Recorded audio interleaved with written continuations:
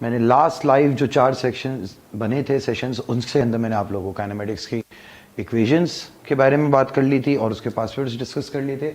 अब जो हमारा पार्ट है that is vertical projection, that is the last part of kinematics. अब इसके लिए आप लोगों के साथ बेटा क्लास के अंदर मोशन और फ्री फॉल डिस्कस करा था, लेकिन मैं फिर से इस चीज को डिस्कस करना चाहूंगा। बेटा अगर फर्ज करें मैं आपसे बोलूं मोशन अंडर ग्रेविटी, अगर कभी भी आपसे ये बात करी जाए कि यार किसी भी ऑब्जेक्ट का मोशन हम डिस्कस करना चाह रहे हैं अंडर ग्रेविटी, तो उसमें हम लोग करते क्या हैं।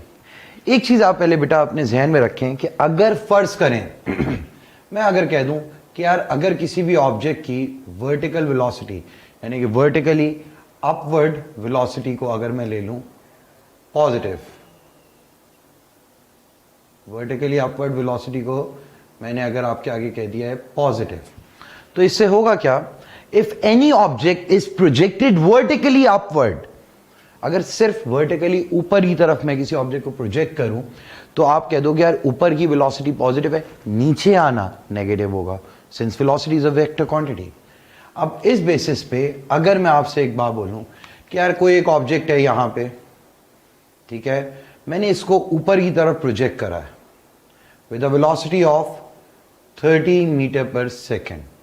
किसी ऑब्जेक्ट को अगर मैंने वर्टिकली अपवर्ड प्रोजेक्ट करा है with a velocity of 30 metre per second, अब होगा क्या, ऑब्जेक्ट ऊपर जाएगा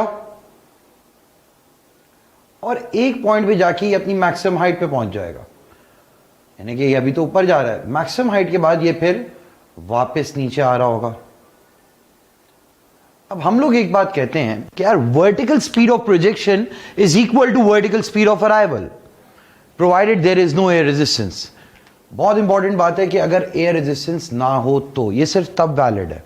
अब मैं एक बात कह रहा हूं, ये अगर मैक्सिमम हाइट है गाइस, मैं अगर आपसे कह दूं यार ये पॉइंट है आपका at H max, maximum height पे हमें पता है ऑब्जेक्ट की वेलोसिटी क्या होगी, 0। जिस बेसिस पे मैं आपसे एक बात कह सकता हूं कि यार ऊपर जा रहा है ना ऑब्जेक्ट, तो हम लोग एक बात कह सकते हैं कि भाई इनिशियल वेलोसिटी 30 हो गई, ये हमारी हो गई इनिशियल वेलोसिटी 30, ठीक है, फिर उसके बाद कितनी देर में मैक्सिमम हाइट तक गया, मैं अभी सिर्फ मोशन देखना चाह रहा हूं मैक्सिमम हाइट तक जाने का।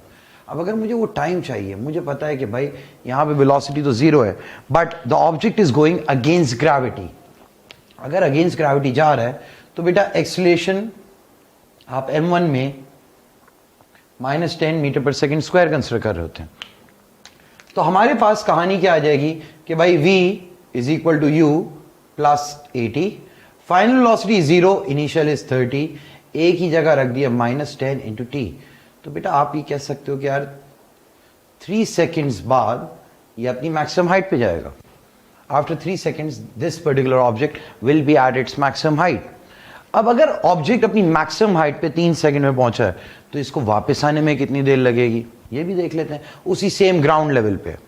मैं आपसे कह देता हूं कि यार जितनी देर में ऑब्जेक्ट मैक्सिमम हाइट पे जाएगा उतनी देर में नीचे आएगा। क्यों, क्योंकि पहले डिसेलरेट कर रहा था, अब एक्सेलरेट कर रहा है but in negative direction.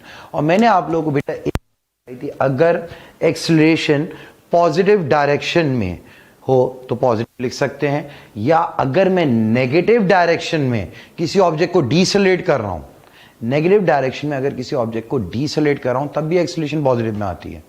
Similarly मैंने एक और बात बोली थी, अगर आप पॉजिटिव डायरेक्शन में किसी ऑब्जेक्ट को डिसेलरेट कर रहे हो तब भी एक्सेलरेशन नेगेटिव में होती है, और जब आप किसी नेगेटिव डायरेक्शन में ऑब्जेक्ट को एक्सेलरेट कर रहे हो तब एक्सेलरेशन तब भी नेगेटिव में आ रही होती है। अब मैं इस चीज को ग्राफिकली दिखाना चाह रहा हूं।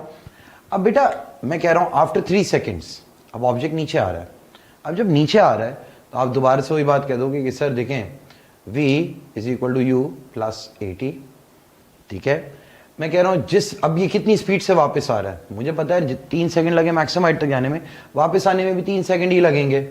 अब मैं अभी क्या कर रहा हूं, एक्सेलरेशन अभी भी मैंने क्या रखी है -10, टाइम की जगह रख दिया 3, तो मेरे पास वेलोसिटी क्या आ रही है -30 मीटर पर सेकेंड।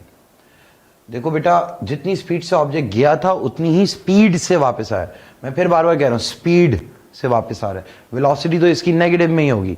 तो मैं यहां पे एक स्टेटमेंट आप लोग के आगे लिखना चाह रहा हूं कि भाई vertical speed of projection vertical speed of projection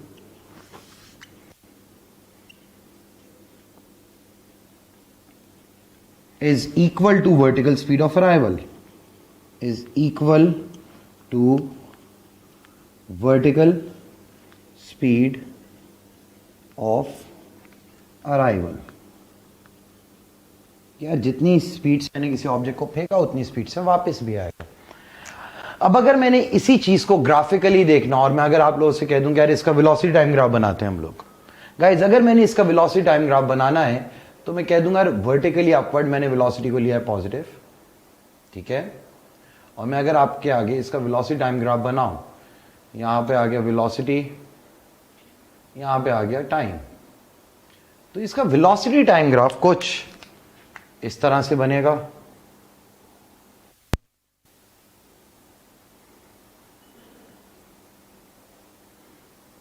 मैं कह रहा हूं कि भाई 3 सेकंड बाद ये अपनी मैक्सिमम हाइट पे और इस वक्त इसकी वेलोसिटी क्या हो गई है, 0 हो गई है, यानी कि यहां पे टाइम क्या है 3, और 3 सेकंड अगर इसे लगे मैक्सिमम हाइट तक जाने में, मैं कहता हूं यहां पे इसका टाइम है 6 सेकंड.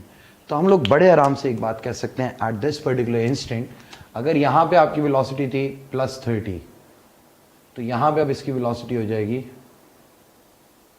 -30. अब बेटा अगर मैं इसी लाइन का ग्रेडियंट निकालने की बात करूं, गाइस इसका ग्रेडियंट हमेशा नेगेटिव में आ रहा होगा, तो हम लोग इसीलिए एक बात कह देते हैं कि यार अगर मैंने वर्टिकली अपवर्ड डायरेक्शन को ले लिया है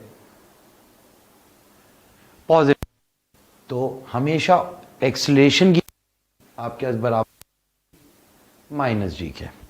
अब अगर एक्सीलरेशन की वैल्यू -g के बराबर है, हमें पता है यार यूनिफॉर्म एक्सीलरेशन है. गाइस जब भी uniform acceleration, definitely equations of motion use कर सकते हैं जो मैंने पिछले एक लेक्चर में डिराइव करके दिखाई थी आप लोगों को. अब मैं आपसे कह रहा हूं कि यार अगर मेरी इक्वेशन ऑफ मोशन थी एक v = u + 80, फिर एक मोशन थी, ये इक्वेशन थी v² - u² = 2as, फिर एक इक्वेशन थी s = ut + ½ 80². अब अगर मेरा वर्टिकली अपवर्ड मोशन पॉजिटिव है तो मेरी एक्सीलरेशन हमेशा बराबर होगी -g के. Now acceleration will always be equal to -g. Now these equations becomes what? v = u minus gt, v² - u² = -2g s, और s = ut -½ gt². बेटा अब आपकी equation of motion he change हो गई हैं. चेंज क्या हुई है, हमने बस एक्सीलरेशन की जगह -g डाल दिया. अब अगर मैं इसी की बेसिस पे मजीद आप लोगों के साथ बात करूं, आपने बात याद रखनी है कि vertical speed of projection is equal to vertical speed of arrival. Apart from that एक चीज और नोटिस करें बेटा, 3 सेकंड लगे थे मैक्सिमम हाइट तक जाने में, 3 ही सेकंड लगेंगे वापस से उसी सेम लेवल पे आने में. तो मैं ये बात कह सकता हूं कि भाई टोटल टाइम ऑफ फ्लाइट कितना होगा, जितना टाइम लग रहा है स्टार्टिंग पॉइंट से मैक्सिमम हाइट तक जाने में, उसको मल्टीप्लाई बाय 2 कर दो, ओवरऑल टाइम ऑफ फ्लाइट आ जाएगा. तो हम लोग एक बात कह सकते हैं कि भाई time for an object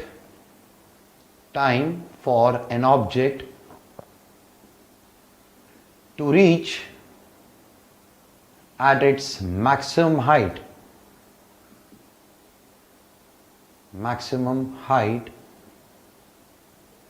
is same as the time for an object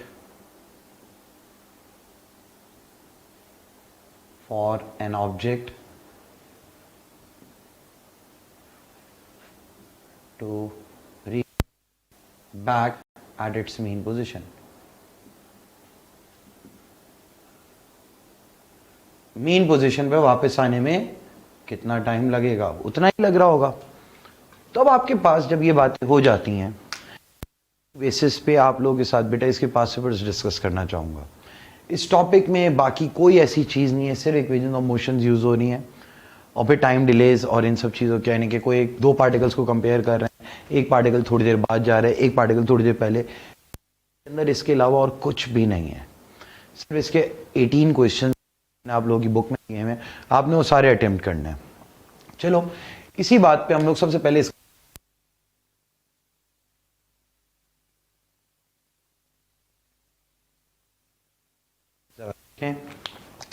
बेटा अगर मैं आप वन की बात करूं, आपको पता है क्वेश्चन वन में एक पार्टिकल P है, P is projected vertically upward horizontal ground with a speed of 30 metre per second. यानी कि अगर बात हो रही है पार्टिकल P1 की, कंसिडरिंग पार्टिकल P1, उसकी अपवर्ड फेंका है, इनिशियल वेलोसिटी है 30 मीटर पर सेकेंड, सही है। Eight the same instant another particle P2 is projected vertically upward from the top of height 25 metre. अब बेटा अगर मैं बात करूं P1 की, आपको पता है it is projected vertically upwards, this means कि इसकी एक्सीलरेशन क्या होगी, -10। प्रोजेक्ट कर रहा है ना बेटा वर्टिकली अपवर्ड, तो आप लोग क्या कह दोगे कि सर इसकी एक्सीलरेशन है -10 मीटर पर सेकेंड स्क्वायर। चलो यहां तक बातें हो गई। फिर इन्होंने कहा है another particle P2, particle P2 की फिर क्या बात करी है कि भाई it is projected vertically upward from the top of a tower, यानी कि उसकी टॉप ऑफ अ टावर है, टॉप ऑफ अ टावर। और बेटा टावर की जो हाइट है, हाइट इज बेसिकली 25 मीटर, और इसकी भी इनिशियल वेलोसिटी है 10 मीटर पर सेकेंड। ये भी बता दिया कि यार it is projected at 10 metre per second. और फिर आपको पता है कि यार ये भी डिसेलरेट ही हो रहा होगा, वर्टिकली अपवर्ड फेंका है ना, तो ये भी हो गया -10 मीटर पर सेकेंड स्क्वायर। अब इस सवाल में आपसे बातें क्या कर रहे हैं, पहला पार्ट देखो। पहला पार्ट करने से पहले मैं एक काम करता हूँ, मैं अपनी ज़िंदगी में थोड़ी आसानी रखता हूँ। मैं पहले इसका एक डायग्राम बना लेता हूँ कि भाई कहानी हो क्या रही है। मैं अगर इसका एक डायग्राम बना दूँ अपनी आसानी के लिए, तो गाइज मुझे इतना पता है कि अगर फ़र्ज़ करें हमारे पास एक टावर है, सही है, और मैंने आप लोगों को बेटा टावर की दे दी height, height of the tower is 25 meter, और यहां पे है मेरा पार्टिकल P2, या मैं यहां से भी थोड़ा सा इस तरफ कर देता हूं, यह है मेरा पार्टिकल P2, ठीक है। पार्टिकल P2 को मैंने ऊपर की तरफ फेंका है, किस स्पीड से, 10 मीटर पर सेकेंड। अब इसका जो मोशन होगा वो कुछ ये होगा कि जाएगा और फिर ये वापस आने की करेगा, और ये यहाँ पे आ गया वापस अपनी पॉइंट पे। एक और पार्टिकल है P1। P1 का मोशन क्या है कि भाई P1 हमारा ये रहा पार्टिकल P1, इसको हमने ऊपर की तरफ फेंका है, अब ये जा रहा है ऊपर। मैं कह रहा हूं कि भाई ये ऊपर ही जा रहा है, अभी P1 भी प्रोजेक्ट किया हुआ है वर्टिकली अपवर्ड, और इसका भी मोशन कुछ इस तरह का आ जाएगा, जा रहा है भाई ऊपर वापस नीचे। इसको जो प्रोजेक्ट करा है वो मैंने करा है 30 मीटर पर सेकेंड पे। क्वेश्चन का पहला पार्ट क्या है गाइस, पहले पार्ट में they are saying the time for which P1 is tower, यानी कि पार्टिकल P1 टावर से ऊपर है, दिस मीन्स उसकी displacement from the ground is more than 25। तो मैं एक काम ये कर सकता हूं कि भाई मैं पहले ये देख लेता हूं कि यार 25 मीटर पे इसकी जब डिस्प्लेसमेंट है तो उसका क्या टाइम है। इन्होंने कहा कितनी देर तक it is above the tower, the time for which the particle is above the tower. सवाल का मतलब क्या है कि कितनी देर तक टावर से ऊपर है। भाई टावर की हाइट क्या है, 25 है। मैंने कुछ भी नहीं करना, मैंने सीधा सीधा देखा कि यार यूनिफॉर्म एक्सीलरेशन हो रही है, यूनिफॉर्मली डिसेलेरेट कर रहा है पार्टिकल, तो मैं इक्वेशन ऑफ मोशन यूज कर सकता हूं। डिस्प्लेसमेंट मुझे पता है 25 से ज्यादा रखनी है, टाइम मुझे चाहिए, एक्सीलरेशन मेरे पास है, इनिशियल वेलोसिटी मेरे पास है, तो डेफिनेटली मैं यूज कर सकता हूं equation s is equal to ut plus half at square. मैंने यहां पे s की जगह 25 रख दिया, 30t प्लस हाफ, ए की जगह -10 टी स्क्वायर। बेटा ये बन जाएगा आपके पास 25 is equal to 30t minus 5t square. बेटा ये अब बन जाएगा 5t square minus 30t plus 25 is equal to 0। अगर मैं इसी को गाइज, मेरे पास क्या कहानी बन जाएगी, यहाँ पे टाइम तो मैं निकाल ही सकता हूँ ना डेफिनेटली। मैंने कह दिया भाई ये इक्वेशन बन रही है t square minus 6t plus 5 is equal to 0। T square minus 5t minus t plus 5 is equal to 0। T minus 5 minus 1 t minus 5। बेटा टाइम की दो वैल्यूज आ रही हैं, 1 सेकेंड एंड 5 सेकेंड। अब इसका पता है बेटा मतलब क्या हुआ है directly equation of motion use करने से? मुझे ये पता चल गया कि भाई जब ये टॉप ऑफ द टावर के बिल्कुल पैरेलल होगा, बिल्कुल सामने होगा, उस वक्त एक बार टाइम आ रहा होगा आपके पास 1 सेकेंड और एक बार टाइम आ रहा होगा 5 सेकेंड। तो अगर मैं आपसे बोलूं कितनी देर तक ऊपर रहा है, तो आप लोग क्या बोल दोगे? 5 minus 1 which is for 4 second. तो आप लोग यहां पे क्या कह दोगे यार कि भाई कितनी देर तक का टाइम चाहिए ना, तो आप क्या बोल दोगे? t is equal to 5 minus 1 which is 4 seconds. तो बेटा ये आपका पहले पार्ट का आंसर हो गया। बहुत बेसिक सा था ये क्वेश्चन, इसमें ऐसा सच कोई मसला नहीं होगा। फिर इसी के बाद सेकंड पार्ट में क्या बात करिए, जरा आप सेकंड पार्ट देखते हैं। गाइस सेकंड पार्ट में आपसे कह दिया गया है the velocities of the particle at the instant when the particles are at the same height. यार वेलोसिटीज निकालो when they are at the same height. मुझे नहीं पता कि सेम हाइट पे कब आने वाले, मेरे पास वो टाइम नहीं है। वेलोसिटी तो मैं तब निकाल लाऊंगा ना जब मेरे पास वो टाइम मौजूद हो, जब वो, अब मेरे पास बेटा वो टाइम ही नहीं है। अब मैं उस टाइम को निकालने के लिए क्या करता हूं, पहले मैं थोड़ा सा सोचूंगा कि यार देखो पार्टिकल P1 को प्रोजेक्ट कर रहा था 10 मीटर पर सेकंड से, कितनी देर पे जाके मैक्सिमम हाइट पे पहुंच रहा है, पहले ये तो देखें जरा। ये कुछ छोटी छोटी सी चीजें जरा मैं पहले से इवैल्यूएट कर लेता हूं। कंसिडरिंग पार्टिकल P2 को मैं जरा देखता हूं आप लोगों के सामने। v is equal to u plus 80। मुझे पता है at maximum height h max, इसकी फाइनल वेलोसिटी क्या होगी? 0, यानी कि इस पर्टिकुलर पॉइंट पे इसकी वेलोसिटी होगी 0। यहाँ पे P2 की बेटा वेलोसिटी 0 आ रही होगी, तो यहाँ पे आपने 0 रखा। इनिशियल वेलोसिटी क्या थी इसकी? 10 थी। एक्सेलरेशन -10 है और t, तो बेटा आपके पास t आ गया 1 सेकेंड। अब मुझे एक बात पता चल रही है कि भाई ये यहां पे जब पहुंचा है पार्टिकल P1 तो इसका टाइम है 1 सेकेंड। अच्छा 1 सेकेंड में तो ये वाला पार्टिकल खाली बॉटम ऑफ द यानी कि टॉप ऑफ द टावर तक पहुंचा है, और P2 1 सेकेंड बाद अपनी मैक्सिमम हाइट पे है। तो डेफिनेटली जब मिल रहे होंगे तो इसका ये मतलब है कि P2 वापस आ रहा होगा और P1 ऊपर ही जा रहा होगा। भी मैं कह देता हूं suppose they are meeting at this particular point, यहां पे ये दोनों मिल रहे हैं, दोनों पार्टिकल्स, ठीक है। अगर मैंने ये कंसिडर कर लिया यहां पे मिल रहे हैं, ये टाइम डेफिनेट, ठीक है। अब अगर मैं इसी बेसिस पे बात करूं, मैं जरा अपने पार्टिकल 1 की टोटल P2 फ्लाइट भी निकाल सकता हूं। Time of flight for P2, time of flight of P2, आप कह दो कि भाई ये टोटल टाइम ऑफ फ्लाइट इसका होगा 2 सेकेंड, क्योंकि ये 1 सेकेंड ऊपर गया है और 1 सेकेंड नीचे आया है। करता हूं पार्टिकल P1 को भी कंसिडर कर लेता हूं अपनी आसानी के लिए। कंसिडरिंग पार्टिकल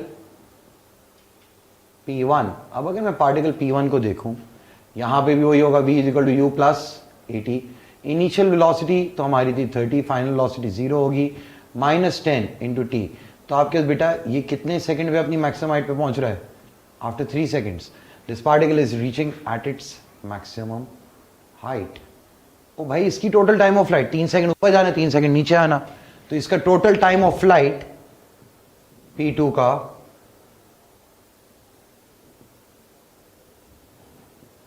वो हमारे पास क्या आएगा? टाइम ऑफ फ्लाइट आ जाएगा आपके पास 6 सेकंड।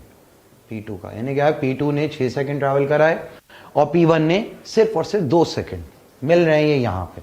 अब जब ये इस पॉइंट में मिल रहे हैं तो इन दोनों की हाइट उस वक्त सेम है, यानी कि दोनों की डिस्प्लेसमेंट सेम आ रही है। The ground, above the ground, find it, दोनों की above the ground height same है। लेकिन P2 तो अबव द ग्राउंड प्रोजेक्ट ही नहीं करा था। P2 को आपने प्रोजेक्ट करा था इनिशियली 25 मीटर की हाइट से। तो मैं एक बात क्या ये कह सकता हूं कि भाई जो डिस्प्लेसमेंट ऑफ पार्टिकल, मैं कह देता हूं कि भाई displacement of P1, displacement of P1 को मैं आपके आगे रिप्रेजेंट कर रहा हूं S1 से, डिस्प्लेसमेंट ऑफ P2 को मैं रिप्रेजेंट कर रहा हूं S2 से।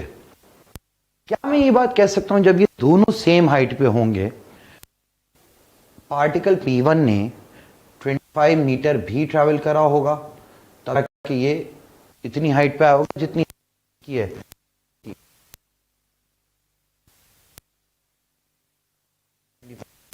इसका आ जाएगा, ठीक है।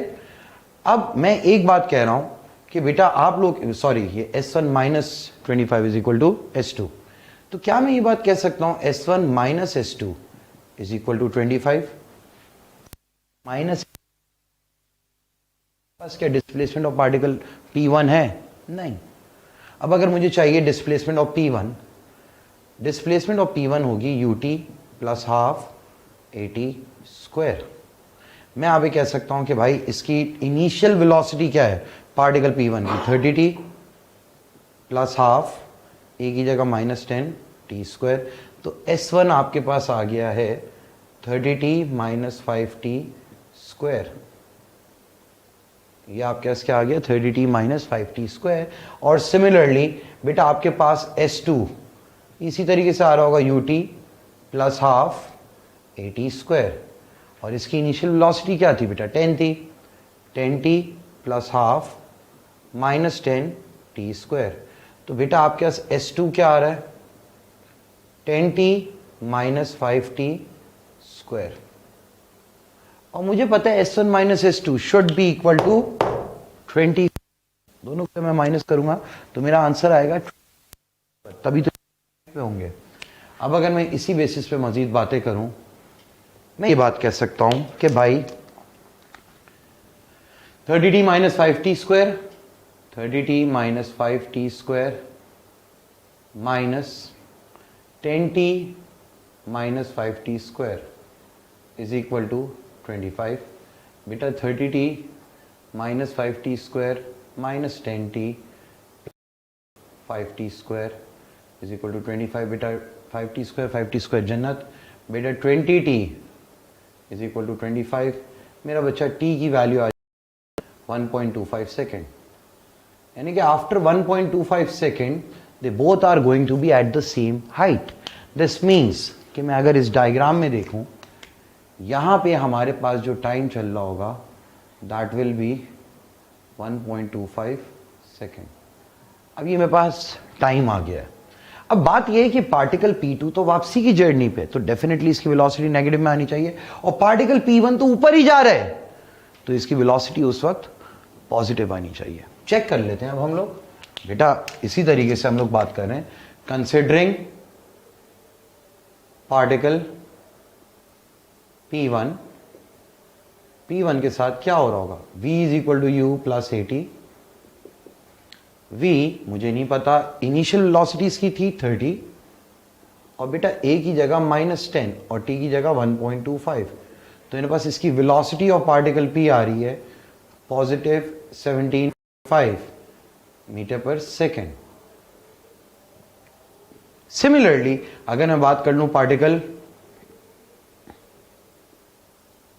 P2 की, तो पार्टिकल P2 में V is equal to U plus AT, V is equal to 10 plus -10 और T की जगह 1.25। बेटा ऑटोमेटिकली हमारे पास पार्टिकल P1 की आ गई थी, पार्टिकल P2 की वेलोसिटी आ जाएगी -2.5, खुद ही आ गई नेगेटिव में।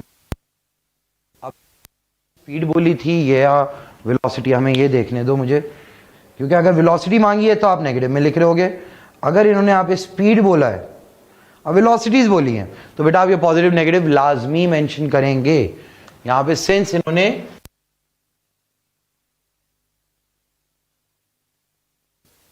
इसका अगला पार्ट, आखिरी पार्ट क्या है, जरा आखिरी पार्ट को भी देख लेते हैं। अब हम आखिरी पार्ट में आपसे कहा है इन्होंने the time for which P1 is higher than P2 and is moving upward. Now सबसे इंपॉर्टेंट बात इन्होंने कह दिया P1 is higher than P2 and is moving upward. अब इधर आए बेटा, आप लोगों को एक चीज समझनी है सकते हो, इतनी बार आप B = U + AT यूज करोगे कि आपको ये याद हो जाएगा, हाँ भाई यार जी की वैल्यू तो A की वैल्यू -10 ही लेनी है, तो आप ऑटोमेटिकली देख के बता दो कि 30 है, हाँ भाई 3 सेकंड में मैक्सिमम हाइट पे होगा ये। अब सवाल क्या है, particle P1 is higher than P2 and is moving upward. Upward कब तक मूव कर रहा है? 3 सेकंड तक। और हायर कब हो जाएगा? After 1.25 second. तो आपके पास सीधा सीधा आंसर आ जाएगा कि भाई time for which it is P2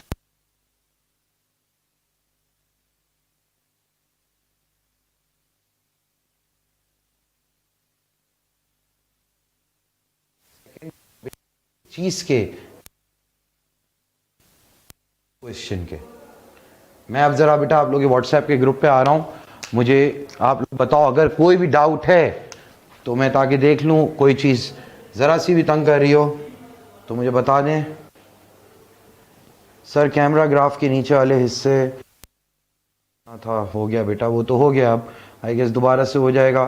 फिर उसके बाद सर वीडियो क्वालिटी डिस्टॉर्टेड है, yes sir wait let us copy. Okay बेटा, सर आवाज़ बीच बीच में से गायब हो रही है, आई गेस बीच बीच में आवाज़ जा रही है, सभी कह रहे थे।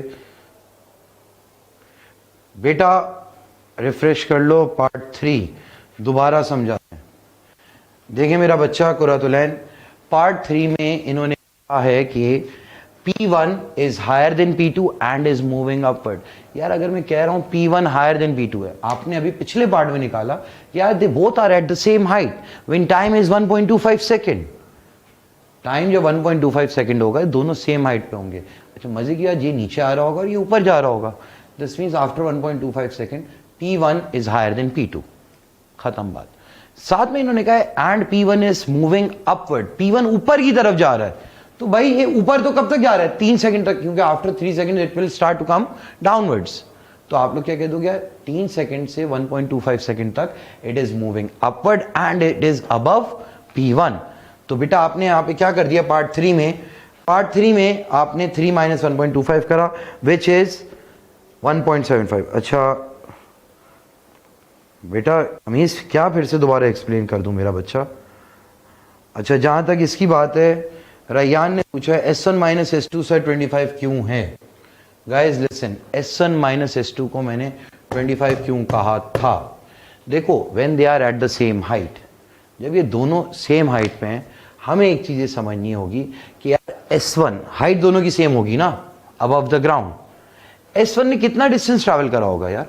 पार्टिकल P1 की पूरी डिस्प्लेसमेंट +25 जब ये करेगा तब जाके ये दोनों सेम हाइट पे आ रहे होंगे। तो हम लोग एक बात कह सकते हैं कि यार S1 - 25 should be equal to S2, तभी तो ये दोनों सेम हाइट पे आ रहे होंगे।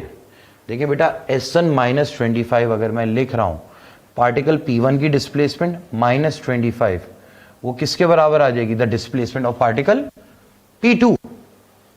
मानते हैं बात? क्योंकि देखिए बेटा S1 में से मैं डिस्प्लेसमेंट ऑफ पार्टिकल P1 में से अगर मैं 25 माइनस करूंगा तब मेरे पास क्या आ रही होगी यार? Displacement of S2। या मैं ये बात कह सकता हूं दोनों की डिस्प्लेसमेंट का डिफरेंस किसके बराबर हो? 25 की, क्योंकि ये इनिशियली दोनों की हाइट का डिफरेंस था। तो इसीलिए मैंने यहाँ पे क्या कर दिया, S1 - S2 is equal to, derive कहां से हुई है कि भाई S1 में से माइनस करो 25 तो किसकी डिस्प्लेसमेंट आ रही होगी? S2 की डिस्प्लेसमेंट आ रही होगी। बेटा आई होप ये चीज अब क्लियर होगी। रैयान क्लियर है बेटा?